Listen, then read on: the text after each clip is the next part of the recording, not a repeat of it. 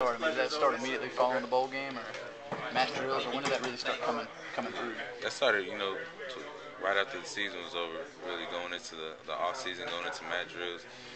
Started with we all knew that it had to begin with each and every one of us. So, I mean, it really started with that bowl game, having some time off and getting ready to prepare for Michigan State and everything. We all knew that we had things we needed to change that really affected us during the season. So it started with that game right there. So even before the end of the season, and then it was just reinforced as we were able to get regroup, get back together, get back in the weight room and everything like that. So we've been trying to just change the mentality, change the develop leadership, everything like that. So it's been working. Did the leadership start with the coaches and come down through you, or is that something that you as the players took upon yourself to establish? I mean, we always gonna have the coaches pushing us, telling us the right way to go about things, and trying to motivate us. But we knew that if we really wanted to establish true leadership, it was gonna have to come, from within the group. And so that's what we knew it would take. We knew that it started with the guys who had the experience, the guys who had been on the field and everything like that. So we're just trying to implement that. A lot of people have pinpointed you as a leader. Who else has stepped up to help you out in that area?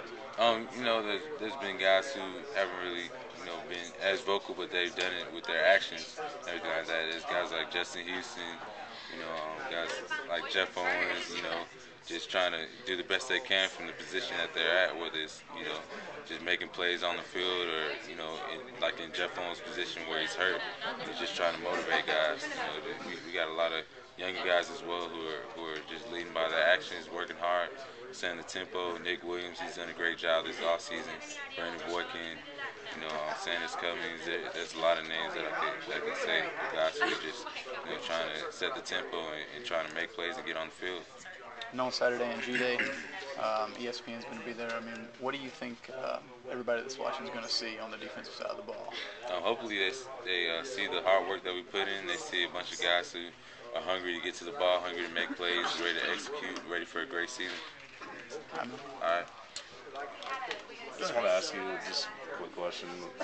ESPN being here, is that something y'all talk about, get more excited about, anything like that? Not at all. I mean, it doesn't matter who we got watching. We always know that we're going to have somebody watching us, but that's not our aim to impress ESPN or, the media or anything like that. We're all out here for each other, just, trying to finish up the spring strong, trying to show, the nation that we're a team, that we're a strong group of guys that, that believe in each other and that we're going to have a great season.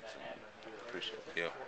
If you had to maybe pick a name, one or two guys on offense, one or two guys on defense that have particularly impressed you so far this spring, guys that have maybe taken their game to the next level since last season, is there a couple that jump out at you? Yeah, on offense, there's a bunch of names that jump out at me. One of the guys that I seen, in the weight room and then coming out to the spring was A.J. Harmon. He just had a real transformation from his first year up until now. He's really, just kept a positive attitude through everything, really worked hard in the weight room, and then Tavares King as well. He was a guy who in the past wasn't as consistent, but, now in this spring he's been making a lot of plays, been showing that he really wants to get out there.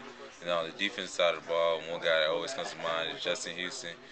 One guy that as well, watching the weight room just, explode with his strength and just really try to improve himself. And then Brandon Boykin as well, he's really done some impressive things. So I'm looking, just for good things out of both of them.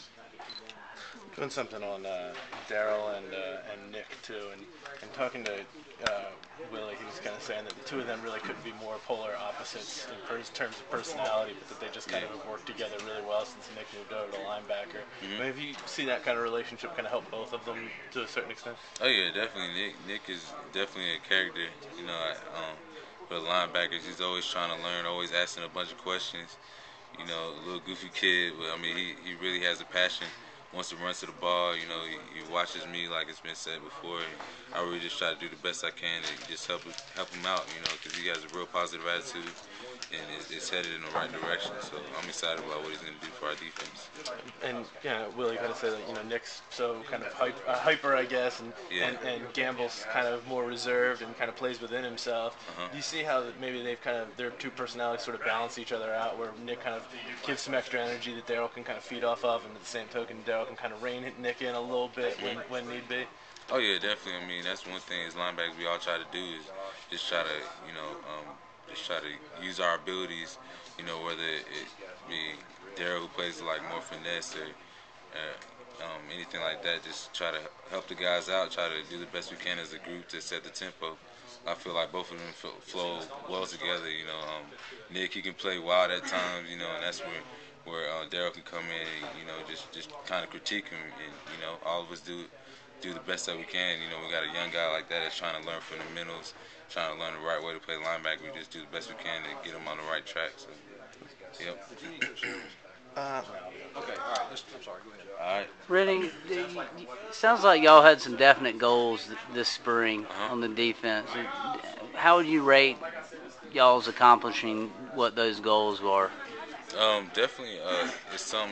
Our goals are something that stretches not only from now, but throughout the whole entire season.